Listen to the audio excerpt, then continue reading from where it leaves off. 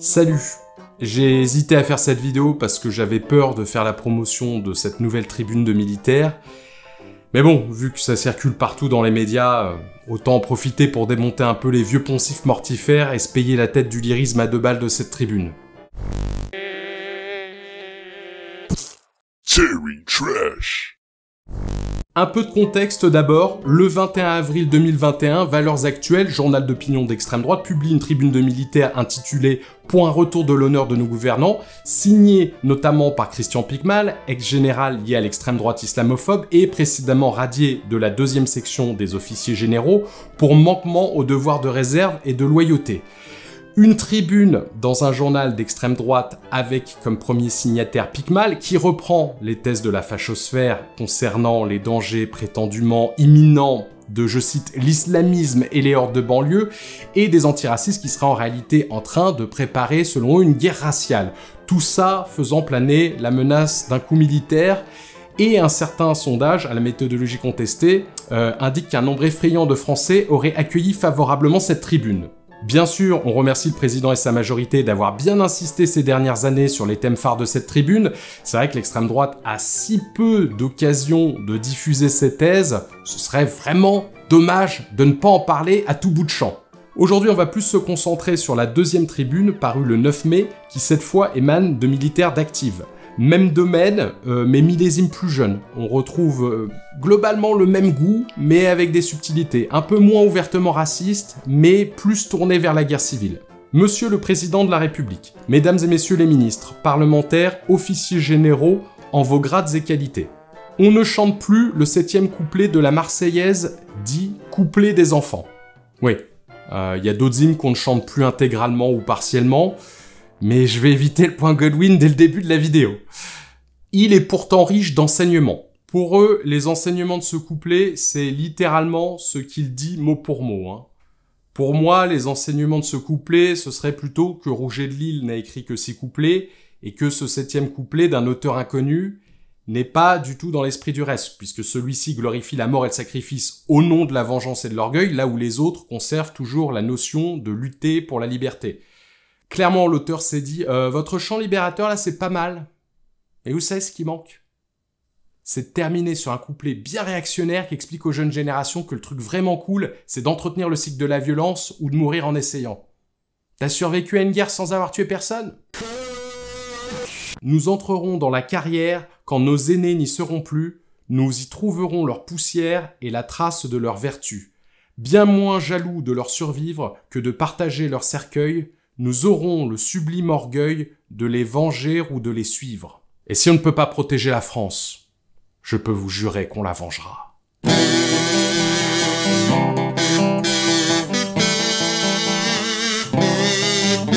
Ces gens qui ont lutté contre tous les ennemis de la France, vous les avez traités de factieux, alors que leur seul tort... Voyez que c'est les Fafengers, il y a même tort. Ces gens qui ont lutté contre tous les ennemis de la France, vous les avez traités de factieux, alors que leur seul tort est d'aimer leur pays et de pleurer sa visible déchéance.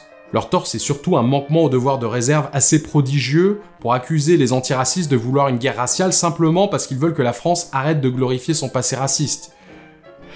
Voyez les fafounés, vous êtes sans arrêt en train de chialer que la gauche traite les patriotes de racistes, mais là, c'est bien vous qui faites l'amalgame entre aimer son pays et être un gros raciste. Nous sommes de ce que les journaux ont nommé la génération du feu. Comment ça, vous avez fait 14-18 ? Non mais c'est pas possible, là, vous avez fait un copier-coller d'un vieux texte. Relisez-vous, bon sang.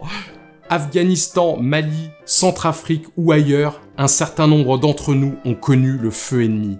Certains y ont lissé des camarades, ils ont offert leur peau pour détruire l'islamisme auquel vous faites des concessions sur notre sol. Du 14 novembre 2015 au 1er novembre 2017, quasiment 4500 perquisitions administratives, c'est-à-dire sans contrôle judiciaire, ont eu lieu pour au final seulement 30 procédures ouvertes par le parquet retenant la qualification d'association de malfaiteurs en lien avec une entreprise terroriste. Souvenez-vous, ils perquisitionnaient tout et n'importe quoi, les flics ont même débarqué dans des kebabs et braqué un aveugle. Regardez la vidéo suggérée en haut à droite si vous avez oublié. Dans la suite du texte, il nous explique, en gros, qu'ils ont fait Opération Sentinelle et que c'est à peu près l'équivalent d'une thèse en sociologie, mais en version pas islamo-gauchiste, bien sûr. Ce n'est peut-être pas des militaires de dire cela, arguerez-vous. Bien au contraire, parce que nous sommes apolitiques. Apolitiques.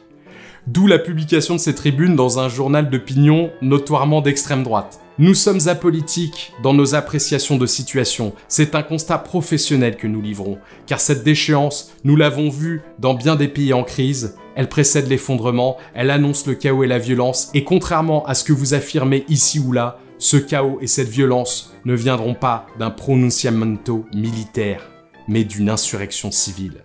Vu que vous nous expliquiez 2 paragraphes plus haut que vous étiez l'émanation de la foule, ça sent quand même un peu l'arnaque. Nos aînés, ce sont les résistants de 1940. Non, ils disent pas ça par rapport à l'hommage de Macron à Pétain. C'est parce que pour eux, l'islam, c'est globalement l'équivalent du nazisme. Et les antiracistes, c'est des collabos. Non, c'est pas du tout une inversion du truc. Ça me paraît une thèse raisonnable. Ce sont les poilus de 14 qui mourraient pour quelques mètres de terre alors que vous abandonnez sans réagir des quartiers entiers de notre pays à la loi du plus fort.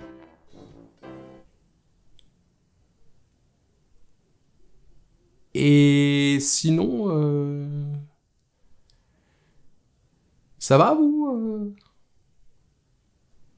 Non, moi ça va. Juste un peu fatigué.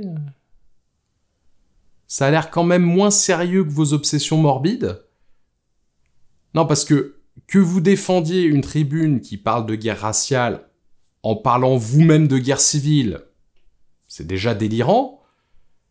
Mais alors le parallèle entre l'époque qu'on vit et le massacre absurde de la guerre de 14-18, dont les pertes militaires pour la France représentent presque 7 fois le total des effectifs militaires actifs actuels, ou alors peut-être que les auteurs de cette tribune ne considèrent pas ça comme un massacre absurde, et que penser ça, c'est ce qu'ils ont appelé la haine de la France et de son histoire, qui selon eux deviendrait la norme.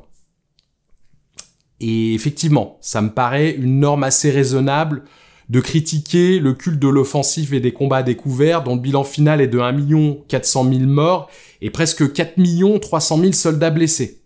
Je vous résume la conclusion de la tribune, on est militaire, notre rôle c'est d'obéir et on est prêt à le faire, mais seulement si les ordres qu'on reçoit vont dans le sens de la panique morale qui nous obsède actuellement. On n'était plus à une incohérence près. Bref, on a affaire à des gens pour qui l'urgence, ce n'est pas la pandémie de Covid-19, ce n'est pas le dérèglement climatique. Non.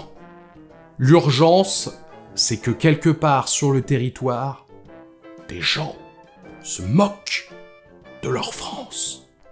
Et pour leur faire aimer la France, il faudrait leur botter le cul comme au temps béni des colonies. Et ouais, le meilleur moyen d'être apprécié par quelqu'un, c'est de lui casser la gueule. C'est du moins la façon dont tu vois le monde quand tu es un gros tocard. Alors bien sûr, je traite ça avec humour et dérision, mais c'est toute la problématique du fascisme. C'est de réussir à montrer que les fondements de cette idéologie sont ridicules, tout en n'oubliant pas qu'elle est dangereuse. Merci d'avoir suivi cette vidéo. Cette fois-ci, je vous invite particulièrement à me soutenir sur Utip ou à regarder d'autres de mes vidéos parce que de toute évidence, cette vidéo sera démonétisée. Et je vous donne rendez-vous mardi à 18 h.